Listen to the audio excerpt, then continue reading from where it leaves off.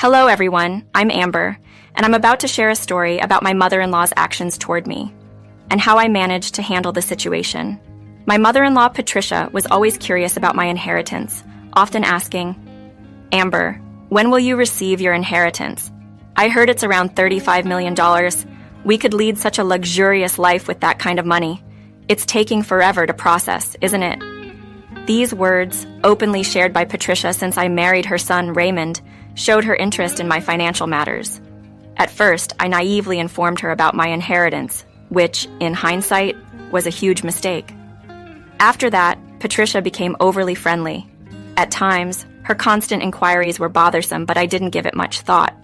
However, my husband, Raymond, and father-in-law, Gary, would often reprimand her, telling her, "Patricia, you need to stop bothering Amber about her inheritance.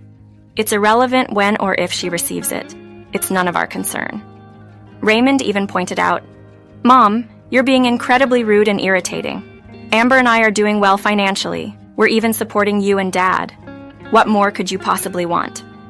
Despite this, Patricia dreamed aloud of a more luxurious lifestyle, suggesting we could abandon our current home for a mansion. Her fixation on the money was clear.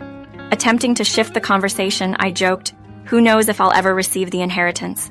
The process is complex, and for all you know, I might have made up the entire thing." This comment made everyone laugh except Patricia, who gave me a stern look, visibly upset by my words. Following that incident, Patricia's demeanor towards me shifted drastically. She became openly hostile and insulting, a clear indication of her greed and how deeply my words had affected her. Her behavior worsened, demonstrating an unanticipated level of animosity when she realized I might not be as wealthy as she thought. A turning point came when Patricia took her frustrations out on me directly. One day, while Raymond and Gary were away, I encountered Patricia in the kitchen. With a look of disdain, she demanded I follow her to her room, signaling the start of an unexpected and challenging confrontation. Patricia called me aside with urgency, insisting we needed to speak in private immediately. She mentioned it was critical, but her insistence only made me more curious and a bit apprehensive. Deep down, a thought flickered through my mind, connecting her sudden urgency to a postnuptial agreement, though I wasn't entirely sure why. The thought lingered. Not wanting to be left in the dark, I followed her to her room. Upon entering, Patricia locked the door behind us, an action that caught me completely off guard. Holding the keys tightly in her hand, she demanded, "Amber, you're staying in here until you sign these papers."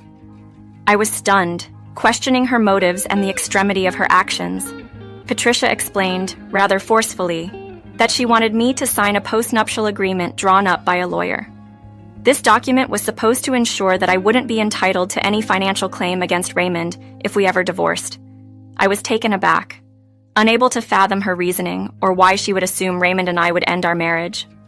Despite my protests and disbelief over the divorce insinuation, Patricia was adamant. She insisted on me signing the papers, claiming she had the situation under control and implying she would play a role in our marital future. Reluctantly, I began to read the document, curious about its contents and the extent of its demands. The agreement was stringent, stipulating that in the event of a divorce, Raymond and I would have no financial claims on each other, denying alimony or any form of asset division. This meant we could only retain assets that were individually in our names. The terms were shocking and sparked immediate anger within me. Confronting Patricia, I questioned the necessity and the suddenness of such a document. We had never discussed any form of prenuptial or postnuptial agreement before. Her actions and the presentation of the agreement were not only unexpected, but seemed to hint at deeper issues and intentions. The situation had escalated far beyond simple family dynamics, signaling a complex web of intentions and potential conflicts. Patricia revealed her true colors, admitting she had initially welcomed me into the family because she believed I would inherit $35 million, which would eliminate the need for a prenuptial agreement for her son. Now, accusing me of lying and labeling me a precious metal, she claimed I was a financial burden to Raymond and demanded I sign a prenup to safeguard his assets before plotting our separation. It became crystal clear to me. Patricia's silence on a prenup all these years was due to her hope of benefiting from my supposed inheritance. Discovering the inheritance might be a mirage, she now aimed to strip me of any future claims on Raymond's assets. Her manipulative plan was to fabricate a story or create a scenario that would drive Raymond to divorce me, favoring a wealthier match to ensure a luxurious life for her family. Patricia's disdain was palpable as she insisted Raymond deserved better than to marry someone without a significant inheritance, blatantly disregarding our relationship and the love that bound us. Her vision was clouded by greed, seeing me only as a hindrance to a fanciful lifestyle she had waned. Her words were a mix of fury and revelation for me. I had always sensed a certain tension from Raymond and Gary toward Patricia, but her blatant greed and disregard for our marriage's sanctity were appalling. This encounter revealed her willingness to sacrifice her son's happiness for material gain, a realization that only deepened my gratitude for having no such inheritance to bind me to her expectations. Determined not to let Patricia's manipulations dictate my actions, I stood firm against signing the postnuptial agreement she brandished. If Raymond believed such an agreement was necessary, I insisted it be a decision made together, with proper legal counsel, not a unilateral demand from his mother. I refused to comply with her demands, aware that she might not let me leave without conceding but ready to confront her, armed with the truth and the integrity of my relationship with Raymond at the forefront. Patricia seemed to relish the control she had over me, noting that Raymond and Gary wouldn't be back from their fishing trip for a while, and leveraging the fact that my work was calling me back to my duties. Desperate to return to my responsibilities, I demanded the keys, eager to escape her grasp. But Patricia escalated the situation, grabbing my hand painfully and berating me, accusing me of being a precious metal among other cruel accusations. My anxiety soared as her grip tightened and her screams filled my ears, all while my boss continued to call, expecting my return to work. Feeling trapped and overwhelmed by Patricia's intimidation and the pressure of my pending work responsibilities, I reluctantly signed the document she presented. With a satisfied smirk, Patricia released me. I quickly fled the room the moment she unlocked the door, locking myself in another room to find solace and safety. Once alone, I reached out to my boss, explaining the ordeal with Patricia. She was incredibly understanding and supportive, appalled by Patricia's actions. She kindly offered me the day off to recover from the distressing incident.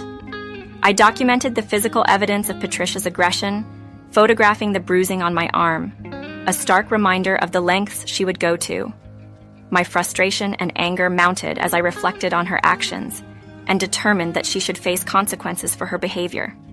Choosing not to disturb Raymond and Gary with a call while they were away, I waited for their return to address the incident in person.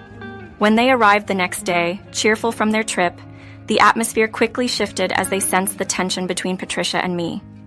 Raymond, sensing something was amiss, approached me for answers, but I requested some time before delving into the details. Seizing the moment, Patricia swiftly engaged Raymond in a conversation, presumably to discuss the prenuptial agreement, unaware of the confrontation that had transpired in their absence. The situation was poised on the brink of revelation, with each of us holding pieces of a story yet to be fully unveiled. Not long after Patricia summoned Raymond, he descended the stairs, visibly upset and frustrated. Holding the controversial document in hand, he confronted his father. "What is this all about, Dad? Did you know about these papers?"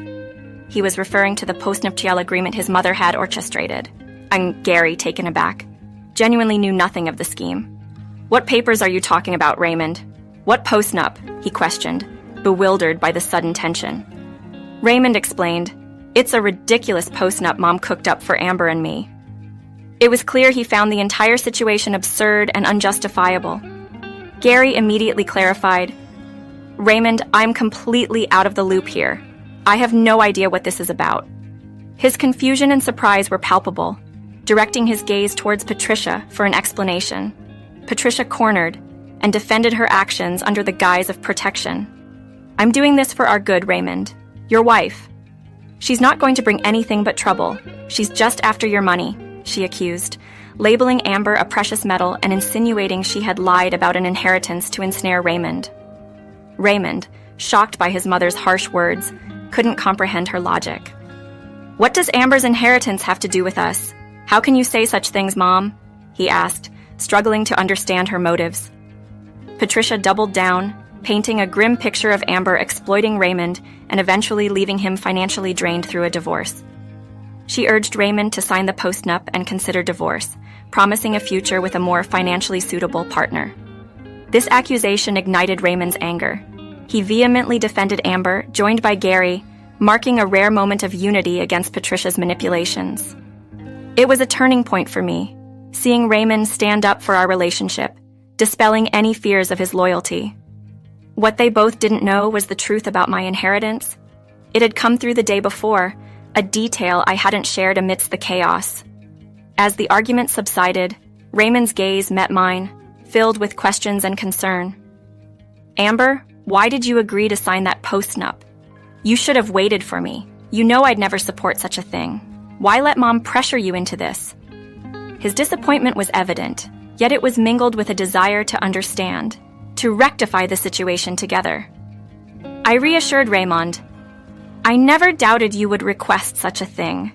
You've always supported me unconditionally.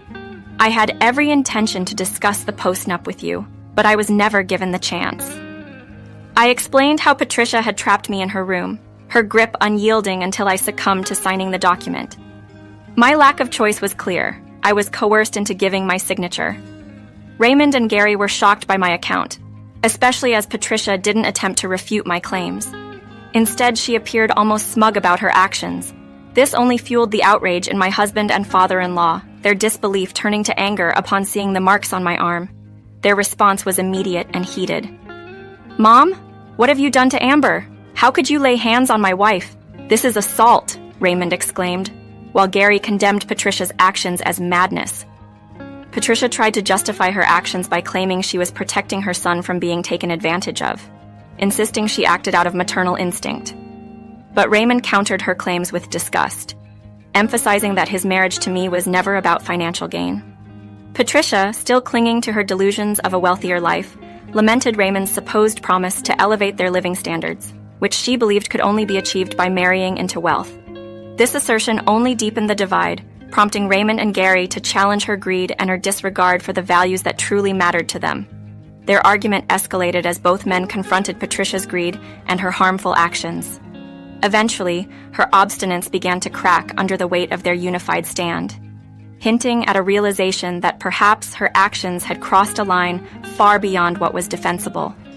Cornered and recognizing that Gary and Raymond were not on her side, Patricia resorted to tears, attempting to sway them with her emotional outburst. She cried, claiming her actions were for the betterment of the family, insisting she deserved a better life for her sacrifices, including offering her home. She portrayed herself as the victim, wronged by those she had sheltered. Raymond responded with a reality check, reminding her that their living arrangement was mutually beneficial, highlighting that he and I were the ones financially supporting the household, not the other way around. Fed up with her manipulative tactics, he declared their decision to move out and cease financial support, signaling a drastic change prompted by her actions. Gary, too, had reached his limit. Years of enduring Patricia's greed had worn thin, especially now that she had resorted to aggression and manipulation against me. Offering a lifeline, he suggested he could leave with us, disassociating himself from Patricia's toxic behavior, affirming his support wasn't for her actions but for us, his family by choice rather than by blood. Patricia, unfazed, mocked our ability to survive without her, suggesting a grim future for us in substandard living conditions. Her taunts were meant to belittle and undermine our decision, banking on the assumption of financial instability on our part. It was then I chose to reveal the truth, countering her bleak predictions with confidence. I calmly stated that housing and supporting us would not be an issue, challenging her narrative of financial doom. Patricia, still entrenched in her delusion, laughed off my assertion, labeling me a broken precious metal, unable to provide for Raymond and Gary without her. Her scorn was palpable, but it was based on outdated information. Taking this moment, I corrected her assumption. Far from the broke individual she painted me as I was neither financially destitute nor a precious metal. My silence on my financial status until now had been a choice, not a necessity, and it was time Patricia understood the reality of the situation she had so grossly misjudged. Indeed, I revealed to them, I'm actually quite well off thanks to the $35 million I have access to. Not all of it is in cash, but there's more than enough to go around. This revelation took everyone by surprise, especially Patricia, who was caught off guard by the sudden shift in my financial narrative. Patricia, bewildered, challenged me. But you said there was no inheritance. You lied?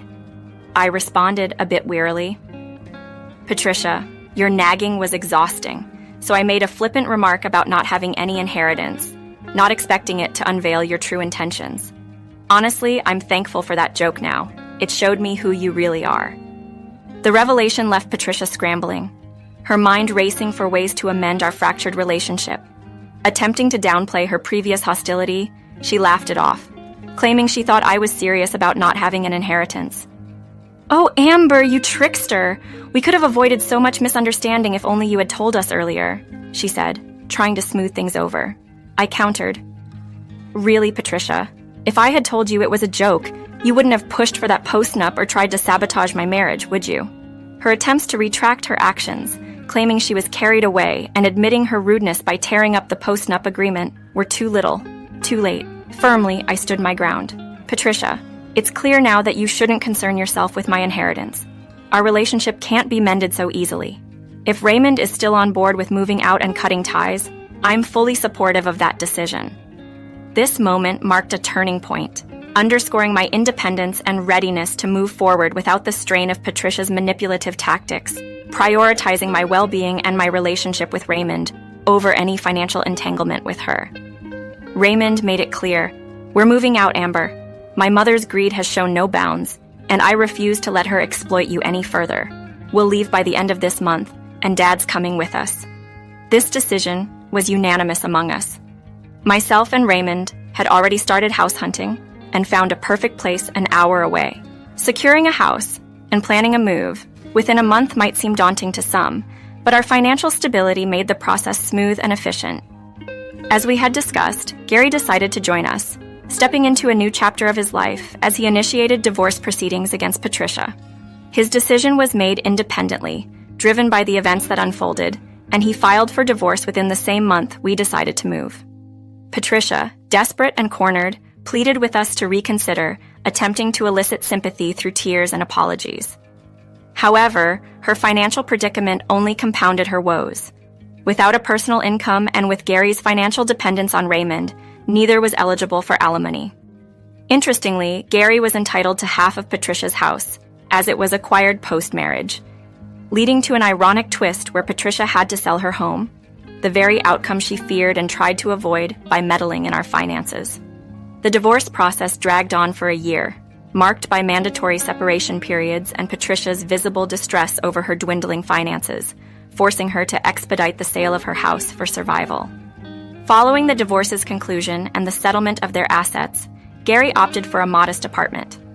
While he valued his independence and wished not to impose on our new life, we continued to support him financially, able to do so comfortably.